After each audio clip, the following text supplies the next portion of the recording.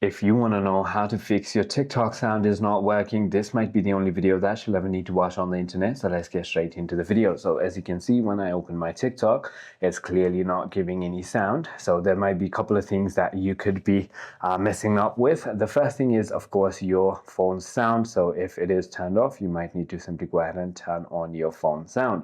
You can do it either by pulling down your control panel, or you could do it by pressing on your sound or volume button right over here.